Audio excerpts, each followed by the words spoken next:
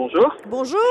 Pour m'expliquer, Monsieur Elaoui, un incident regrettable, c'est comme ça que vous pourriez le qualifier. Qu'est-ce qui s'est passé finalement pour le ministre des Affaires étrangères marocain? Bon, alors d'après ce qu'on a pu lire aujourd'hui dans la presse, le ministre des Affaires étrangères et de la coopération, Salah Eddine Zouar, aurait été sujet à un contrôle un peu strict lors de son arrivée à l'aéroport Charles de Gaulle à Paris. Et on a appris récemment que Laurent Fabius a envoyé un communiqué d'excuses, a présenté ses excuses officielles et a demandé à ce que des mesures soient prises concernant les autorités diplomatiques à leur arrivée aux aéroports français. Alors, il s'est passé quoi? Il s'est passé un abus du côté de la douane française qui n'a pas su ou qui n'a pas pu donner le respect nécessaire à un représentant d'un pays, et pas n'importe lequel, un pays ami, un pays avec qui la France entretient des relations historiques, culturelles, économiques et politiques.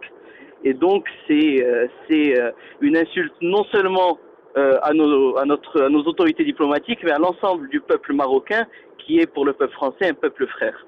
Il y a une vraie notion d'incident diplomatique, de difficulté à gérer les relations en ce moment entre Paris et Rabat. Comment est-ce qu'on peut analyser ça sur le plan politique de chez vous? C'est en train de vraiment prendre des proportions assez désagréables? Non, moi je pense qu'il faut apaiser un peu les choses. Incident diplomatique, non. Un couac de la part de la France. Mais aujourd'hui, ce qu'il faut faire, c'est que malheureusement, cet incident arrive dans un contexte de tension entre Paris et Rabat, des tensions qu'on essaye d'apaiser de part et d'autre. Je vous rappelle que les accords judiciaires entre la France et le Maroc ont été rompus, que le magistrat de liaison a été rappelé et qu'aujourd'hui les deux parties commencent à essayer de reconstruire petit à petit les liens, notamment au niveau judiciaire. Donc oui, il y a des tensions, mais surtout il y a une volonté de part et d'autre d'apaiser ces tensions, de mettre un peu d'eau dans notre vin des deux parties et essayer de préserver cette amitié qui est pour nous comme pour vous capitale et unique, et c'est une amitié singulière qu'il faut tout faire pour préserver, mais sur la base d'un respect mutuel et d'une entente. Heureusement que Laurent Fabius a décroché son téléphone. Heureusement que Laurent Fabius a une réaction qui est normale. C'est une réaction normale pour un ministre. De toute façon, c'est le ministre d'un président normal, donc il fallait une réaction normale. Et c'est tout à fait. On accepte bien évidemment. Je suis sûr que le ministère des Affaires étrangères va réagir favorablement à ce communiqué. Et on salue donc, moi pour ma part, je salue la réaction de Laurent Fabius qui essaye d'apaiser les tensions par rapport à ce couac. Parce que nous, on a appris auprès des services de police ici que du côté du protocole marocain, on avait oublié de prévenir que monsieur le ministre des Affaires étrangères serait en transit à Roissy-Charles de Gaulle. Qu'on oublie que les autorités aient oublié de prévenir ou pas, Salah Eddine Zouar était muni d'un passeport diplomatique où il est précisé quand même qu'il est ministre des Affaires étrangères et de la coopération. Il est donc normalement, quand il présente un papier de voyage officiel comme celui-ci, le respect lui est dû et on devrait faciliter son transit au maximum, chose qui n'a pas été le cas.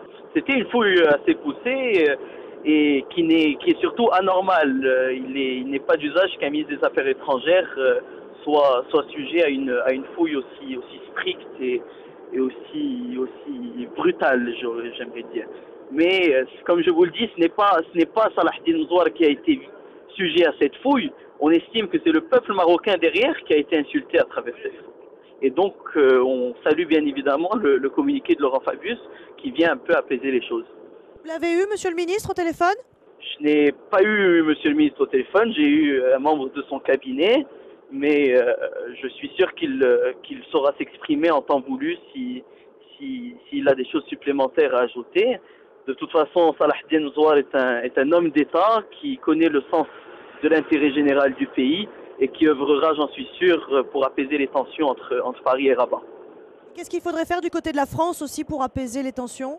Je vois que, bon, on a vu le communiqué de Laurent Fabius, on a vu qu'il y a eu des ministres quand même français qui se sont déplacés au Maroc. Je pense que en ce moment, il y a des discussions entre les autorités judiciaires françaises et marocaines.